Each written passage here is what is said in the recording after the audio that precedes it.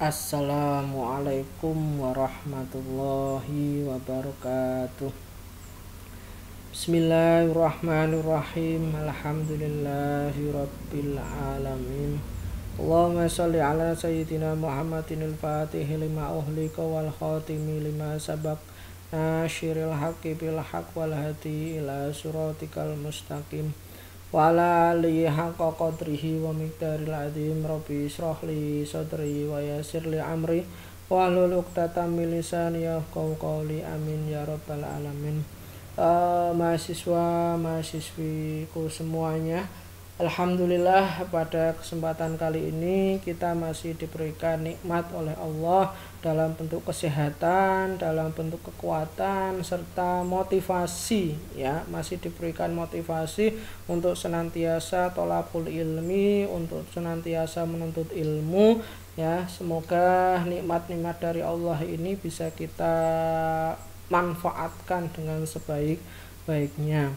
Alhamdulillah pada kesempatan kali ini kita masih diberi kesempatan untuk melakukan kajian tentang mata kuliah psikologi dakwah, yang mana temanya kali ini adalah tentang pengertian dan tujuan psikologi dakwah, dan ini juga sebagai pengantar, ya, bagi kita semua para mahasiswa yang mengambil mata kuliah psikologi dakwah, ya, sebelum kita mempelajari psikologi dakwah lebih jauh ataupun lebih dalam.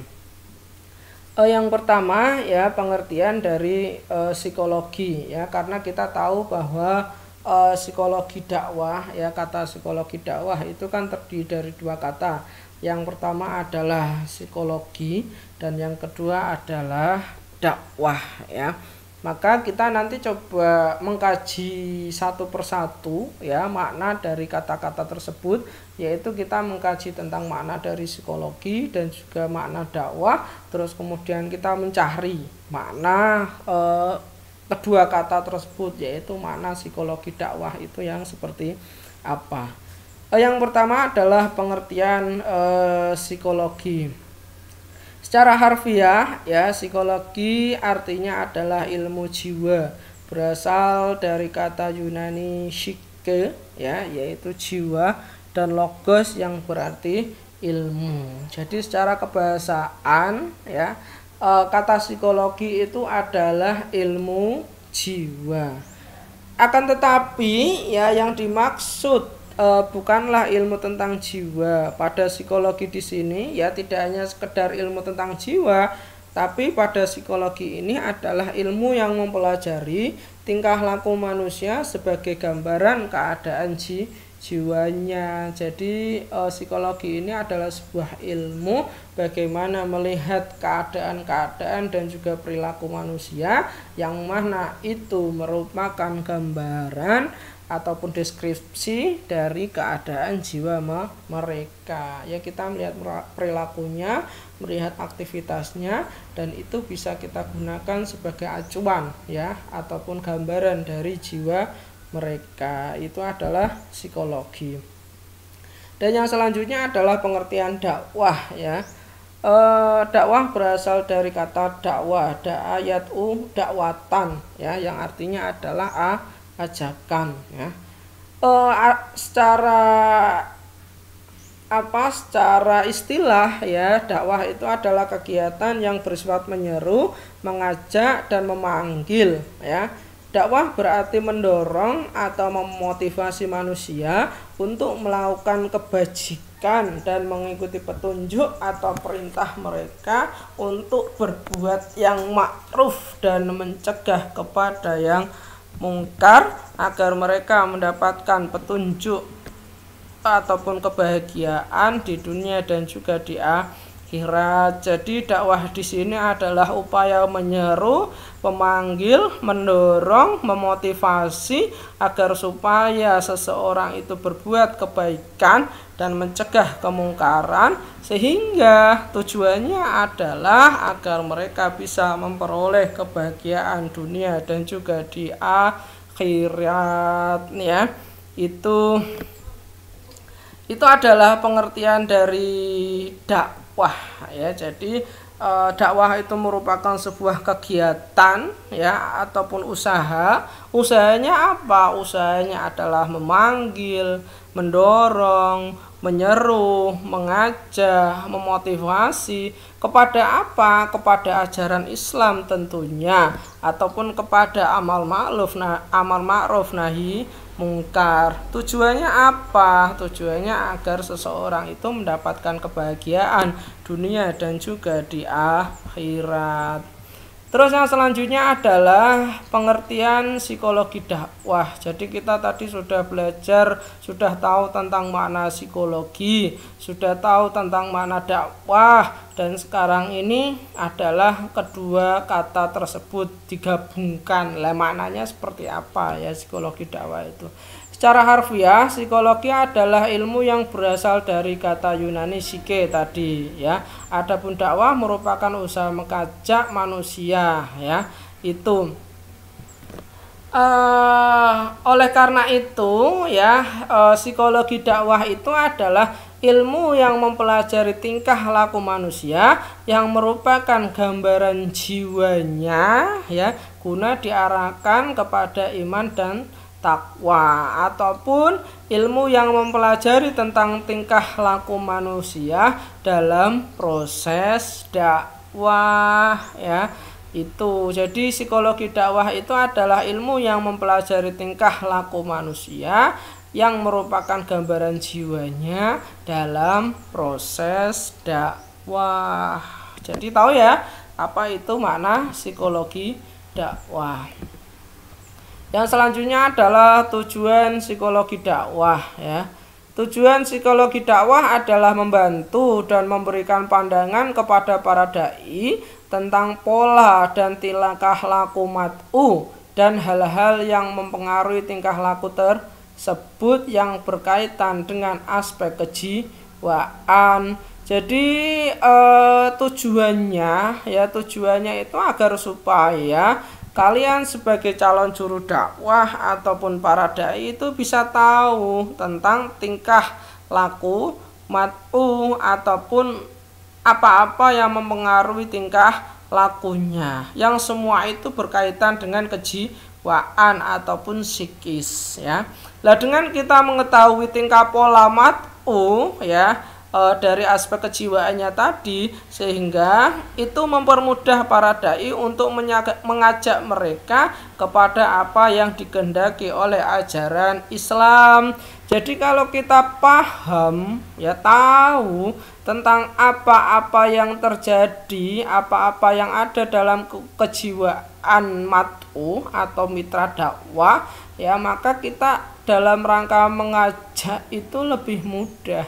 Karena mengajak itu kalau sesuai dengan keinginannya pasti akan lebih mudah. Contoh misalnya mengajak sholat sama orang yang ingin sholat, otomatis kan lebih mudah daripada mengajak sholat sama orang yang tidak ingin diajak sholat, kan lebih sulit ya.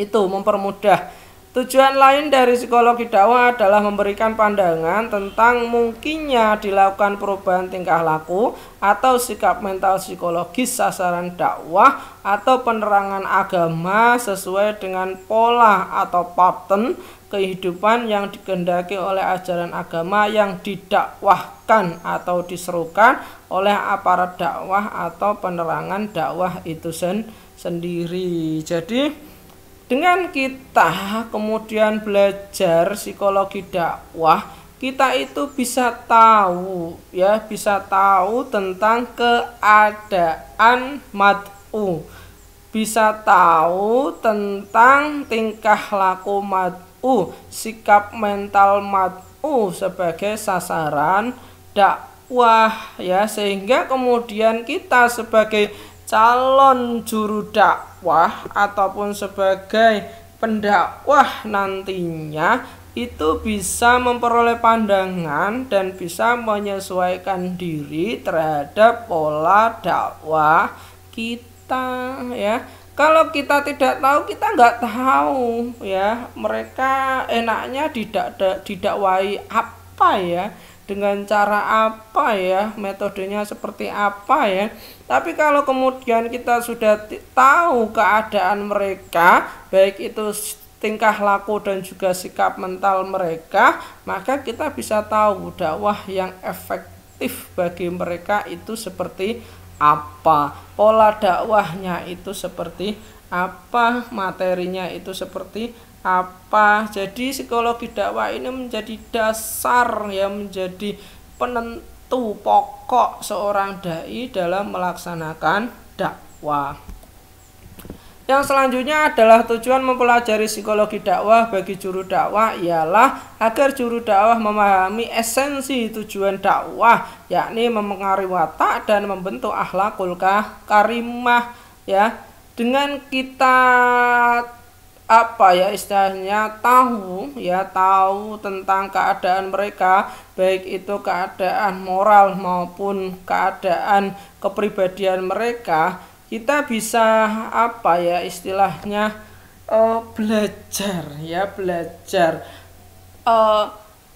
belajar tentang bagaimana cara mempengaruhi seseorang, bagaimana cara mempengaruhi watak seseorang, bagaimana cara membentuk akhlakul karimah. Karena kita sudah tahu dari tadi ya, baik itu moralnya maupun kepribadiannya. Jadi kita akan tahu cara membentuknya dan cara mempengaruhinya.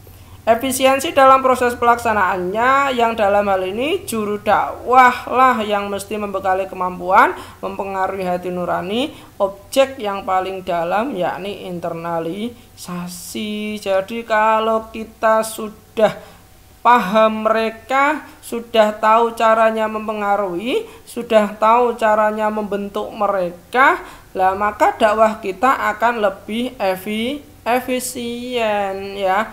Terus kemudian juru dakwah ataupun orang yang berdakwah itu jadi semakin memiliki kemampuan ya, bagaimana cara dakwah yang baik, ataupun bagaimana cara mempengaruhi nurani, dan bahkan bagaimana cara untuk melakukan internalisasi nilai-nilai keislaman. Luar biasa ya manfaatnya. Ada lagi, dengan memperhatikan faktor-faktor perkembangan psikologis beserta ciri-cirinya, maka pesan dakwah yang disampaikan oleh juru dakwah akan dapat meresap dengan sukarela serta dengan keyakinan sepenuhnya, karena hal tersebut benar-benar dapat menyentuh serta memuaskan akan kebutuhan hidup rohaniahnya. Jadi kalau kemudian kita tahu ya perkembangan psikologisnya, moralnya, kepribadiannya, perilakunya kita tahu ya, maka juru dakwah akan lebih mudah untuk kira-kira pesan ataupun materi dakwah yang tepat ya untuk orang yang memiliki kepribadian seperti ini itu seperti apa. Untuk orang yang memiliki moral seperti ini bagaimana? Untuk orang yang memiliki perilaku demikian itu bagaimana? Lah kita bisa tahu ya, bisa tahu materinya. Terus kemudian materi yang kita sampaikan, kalau kemudian itu kita sudah tahu orangnya seperti apa, maka materinya bisa kita sesuaikan sesuai dengan keadaan ataupun kebutuhan dari orang tersebut, sehingga kalau kemudian ya itu sudah sesuai ya, maka nanti endingnya ya materi-materi yang kita sampaikan ataupun pesan-pesan yang kita sampaikan itu akan dapat menyentuh dan juga memuaskan. Terus yang selanjutnya ya, dengan penyampaian dakwah menggunakan pendekatan psikologis, yakni sesuai dengan tingkatan dan kebutuhan jiwa mat'uh, sesuai dengan cara berpikir dan cara merasa mat'uh, maka pesan dakwah pun akan mudah dipahami oleh si penerima pesan. Jadi kalau kemudian kita menyampaikannya itu sudah sesuai dengan keadaan mereka, sesuai dengan tingkatan mereka, sesuai dengan kebutuhan mereka, sesuai dengan cara berpikir mereka, maka pesan dakwah ataupun materi dakwah yang kita sampaikan tentu akan mudah dipahami karena sudah sesuai ya, sesuai tingkatan, kebutuhan, cara berpikir ya, jadi akan mudah dipahami.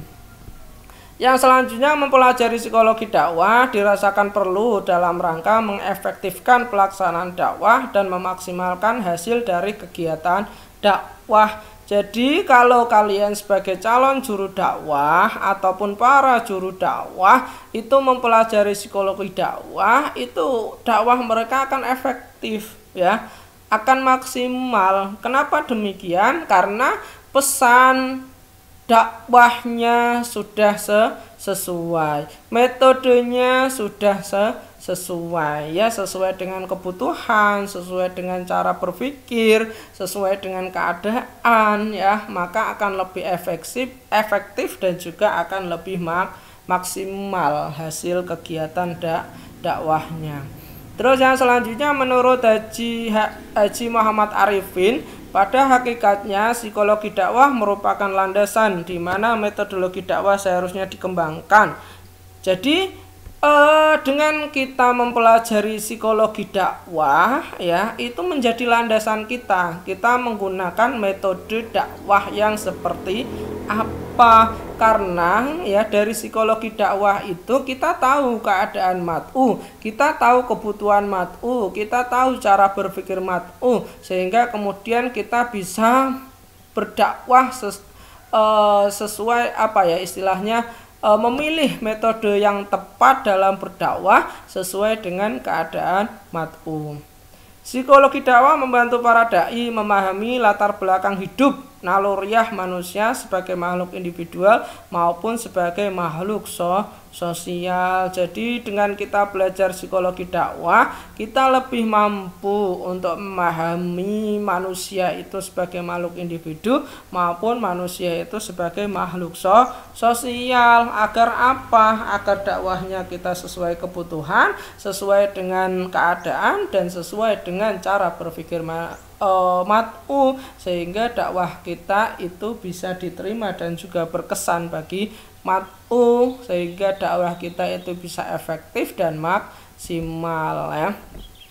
Selanjutnya ya, psikologi dakwah memberi gambaran tentang beberapa aspek psikologi manusia untuk juru dakwah agar mereka dapat membekali dirinya dengan kemampuan teoritis supaya dapat mengadaptasikannya dengan benar dan tepat sasaran sesuai dengan situasi, kondisi jiwa dan fisiknya. Jadi kalau kita mau belajar psikologi dakwah, kita jadi tahu aspek-aspek psikologis yang ada di dalam mat'u ya. Di sini kita jadi apa ya, menambah pengetahuan kita, menambah kemampuan kita ya dalam kajian teoritis, yaitu tentang psikologi ataupun aspek psikologis, sehingga dakwah kita lebih tepat sasaran.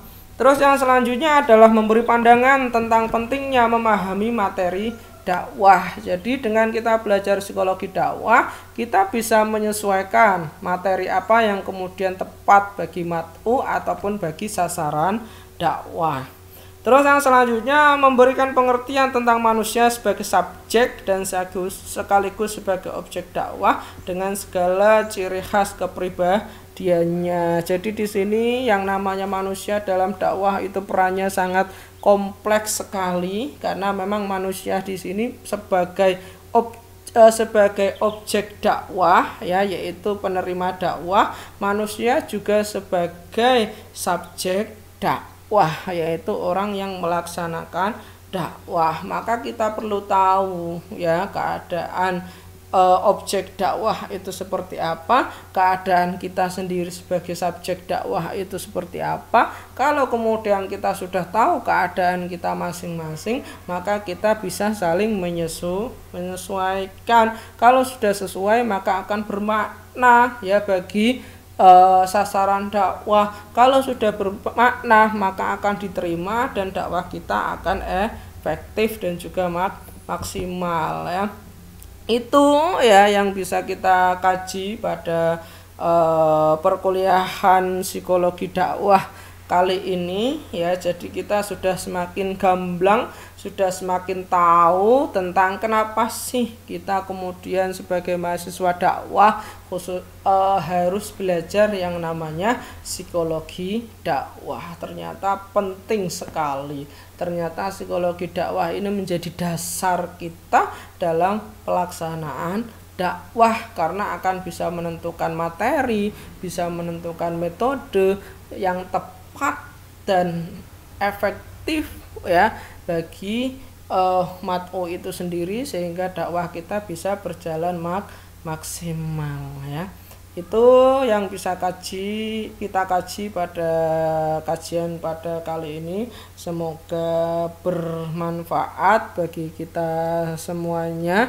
Tetap semangat dalam tholabul ilmi, tetap selalu jaga kesehatan. Dari saya cukup sekian. Wallahu muwaffiq ila aqwamit thoriq. Assalamualaikum warahmatullahi wabarakatuh.